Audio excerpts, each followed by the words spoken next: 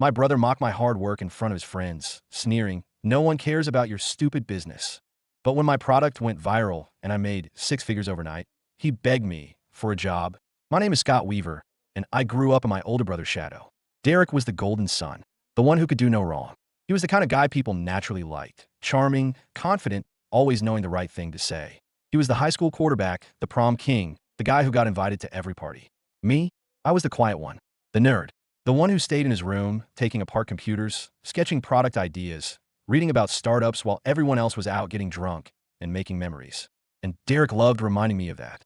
"Scott, man, you gotta live a little," he'd say, laughing as he ruffled my hair. "You spend too much time in your little fantasy world. No one's gonna care about some dumb business idea." Our parents didn't discourage me, exactly, but they never really believed in me either. My mom was supportive in that vague, dismissive way. My dad was a practical man who believed in traditional jobs: doctor, lawyer, engineer, maybe a nice corporate role. But a business?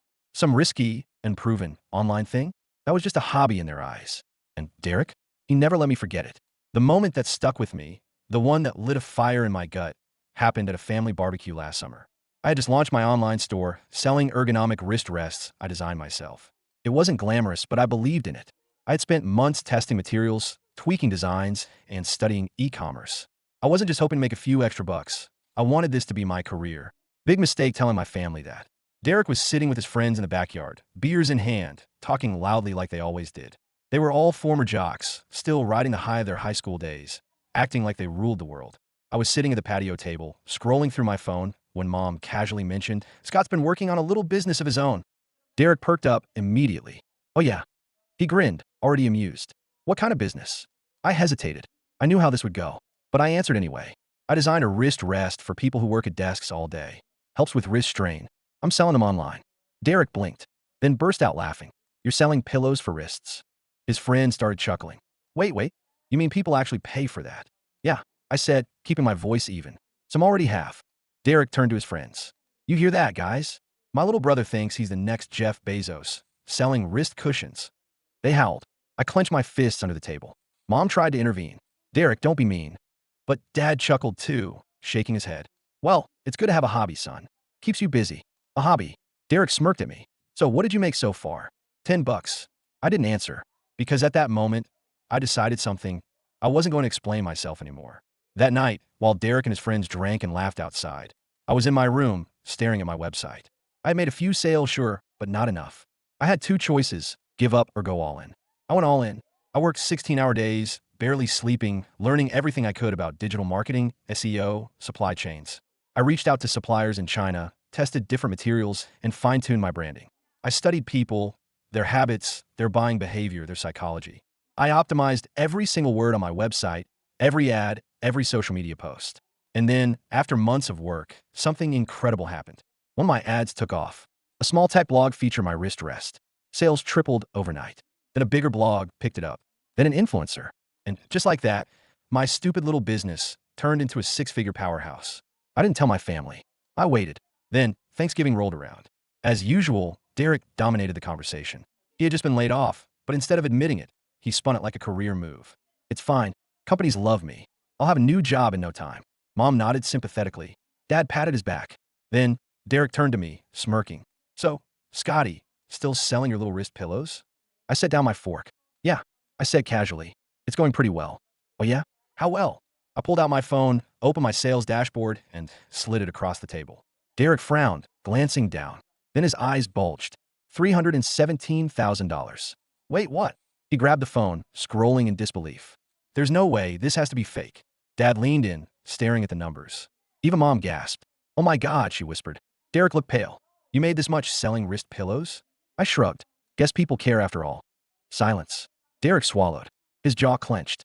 Then, after a long pause, he said the words I never thought I'd hear. "Listen, I've been having a rough time lately. If you need someone for marketing, I know people I cut him off." "Nah, you made it pretty clear what you think of my business. But hey, good luck with your job search." Derek's face darkened. For the first time ever, he wasn't the one in control. And I wasn't the little brother begging for approval anymore. I was the one calling the shots. And damn, it felt good. The silence at the Thanksgiving table stretched longer than it should have. Derek still had my phone in his hands, staring at the numbers like they might change if he looked hard enough. Mom kept glancing between us, like she wasn't sure if she should step in. Dad, who usually didn't care much about my hobbies, was suddenly very interested in my success. You made all this in 3 months? Dad asked, his voice quieter than usual. Yep, I said, taking a sip of water. And it's all profit? Not all, I admitted. I have expenses, but I've scaled pretty well. Margins are strong. Derek let out a hollow laugh, shaking his head. This is crazy. You, selling wrist cushions, made more money in 3 months than I made in the last year. I didn't respond. I didn't need to. Derek finally set my phone down, pushing it back toward me like it was burning his fingers. His confidence, the same confidence he carried like armor his whole life, was gone. And for the first time, I saw something in his face I had never seen before. Not just shock, not just disbelief, fear. After dinner, while everyone else was in the living room having coffee, Derek pulled me aside. All right, man, he started, rubbing the back of his neck. I was kind of nass earlier. I leaned against the counter, arms crossed. Kind of. He exhaled. Look, I was just messing around.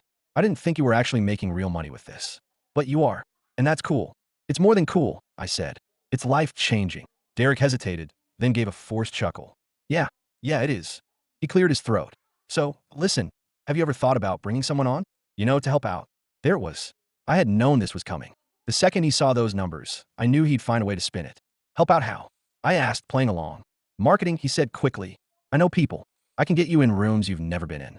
I can make calls, build partnerships, stuff you probably don't have time for. I almost laughed.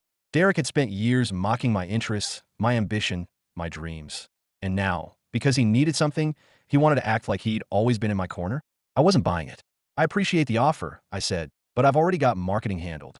Derek's jaw tightened. Dude, I could take it to the next level. I'm already at the next level. His nostrils flared slightly. He was trying to stay composed, but I could see it, his pride was crumbling. Scott, come on, he said a little quieter. I need a job, man. I let those words hang in the air for a moment. Derek, the golden boy, the one who always had the better grades, the better looks, the better life, was standing in front of me, admitting he needed me. But I hadn't forgotten what he said in that backyard. You didn't think this was a real job before, I said, tilting my head. What changed? He swallowed hard. I was wrong. I sighed, picking up my phone and checking my notifications. Another 100 sales had come in while we talked. I didn't need Derek. Sorry, man, I said. I think you'll have to figure this one out on your own. His jaw clenched. I had never told him no before, and he didn't like it. The next few weeks were weird. Derek started texting me a lot, sending links to marketing firms, articles about business growth, podcasts I should listen to. All of it was just his way of trying to weasel his way in. I ignored most of it. Then, 2 weeks before Christmas, I got a call from Mom. Scott, can you do me a favor? What's up? It's Derek, she said, her voice softer than usual. He's really struggling, honey. He's been applying to jobs, but nothing's coming through. It's been hard on him. I pinched the bridge of my nose. I knew where this was going. Mom, just hear me out, she cut in. You're doing so well now, and I know Derek hasn't always been the nicest, but he's your brother. Family looks out for each other. Maybe you could bring him on for something, even just temporarily? I closed my eyes. Family looks out for each other. Funny how that only seemed to apply when Derek needed something from me. Mom, I can't, I said. I built this company from the ground up, and I need people I can trust. Derek isn't that. There was a pause. Sweetheart, he's not a bad person. He's just proud. Proud. That was a nice way to put it. I have to go, Mom, I said, ending the call before she could guilt me further. I wanted to be a bigger person. I wanted to believe that helping Derek would somehow fix the years of resentment between us. But I knew better. Derek didn't want to be my employee. He wanted a shortcut, a way back to the top without having to admit that I had passed him. And I wasn't going to hand it to him. A week later, I found out just how desperate Derek really was. I was in the middle of a meeting with my supplier when I got a text from an old college friend, Jake. Yo, bro, weird question, but is your brother trying to start a business just like yours? I frowned. What do you mean? He hit me up asking about suppliers for ergonomic products. Said he had a big opportunity coming up. Sounded a lot like what you do. My stomach dropped. Derek wasn't just looking for a job anymore. He was trying to compete with me. And that's when I realized Derek didn't just want a piece of my success. He wanted to take it from me. I sat there, staring at my phone, rage simmering beneath my skin. Derek was trying to steal my business. Not just asking for a job. Not just trying to ride my success. He was trying to copy me, cut me out, and build his own version. I didn't reply to Jake right away. Instead, I opened Derek's Instagram. And there it was. A brand new page. A half-baked logo. And a tagline that looked way too familiar. Revolutionizing office comfort for the modern professional. Sounded a lot like mine. Designed for the modern worker. Comfort that lasts. Unbelievable. I wasn't just mad. I was insulted. Derek had mocked me for years, said my business was a joke. And now he was trying to steal it like it was nothing? I needed to act fast. I knew Derek well enough to know he wasn't smart enough to pull this off alone. He was impatient. He wanted results yesterday, and he was probably banking on using my connections to fast-track his way to success. So, I decided to give him exactly what he wanted. I texted Jake back. Do me a favor. Tell him you've got a great supplier for him. Give him this number. I sent over the contact for a guy I knew, Leo Martinez. Leo wasn't actually a supplier. He was an intellectual property attorney, and he owed me a favor. 2 days later, I got a text from Leo. You were right. Your brother is an idiot. I grinned. Leo had pretended to be a supplier, letting Derek spill all his plans. Derek had given him everything.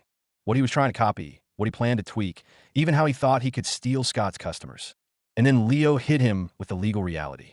He panicked when I told him he was violating your trademarks. Said something about how family shouldn't do this to each other. Oh, now family mattered to him? That night, Derek showed up at my apartment. He didn't knock, just barged in, looking furious. What the hell, Scott? He snapped. I leaned back on my couch, totally calm. Problem? You set me up, he seethed. You tricked me into talking to a damn lawyer.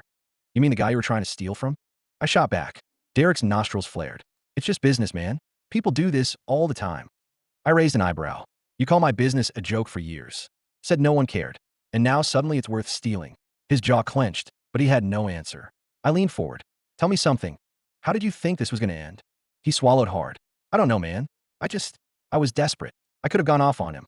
I could have screamed, thrown him out, told him to go to hell. But instead, I just smiled. You were desperate, I repeated, and you thought I was your easy way out. He looked away. He knew I was right. Here's the deal, I continued. Leo already sent you a cease and desist. You shut this down, and we don't take legal action. Derek's fists clenched.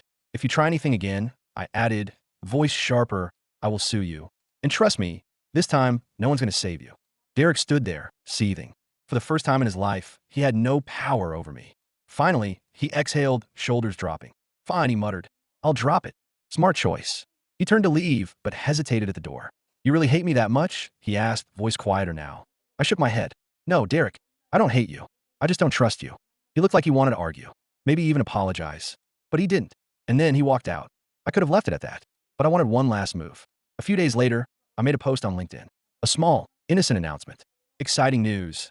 Our company just signed an exclusive deal with a major office supplier. Our ergonomic products will soon be available in retail stores nationwide. Huge things ahead. It wasn't a complete lie. A deal was in the works, but nothing had been signed yet. I knew Derek would see it, and I knew it would eat him alive. That was the real revenge. Not lawsuits, not public humiliation, just the undeniable fact that while he was still scrambling to find his next move, I was already 10 steps ahead. A year later, Derek and I don't talk much anymore. He eventually found another job, a regular one, where he couldn't cheat or shortcut his way to the top. I hear through Mom that he's doing fine, but I can tell from the way she says it that he's still bitter.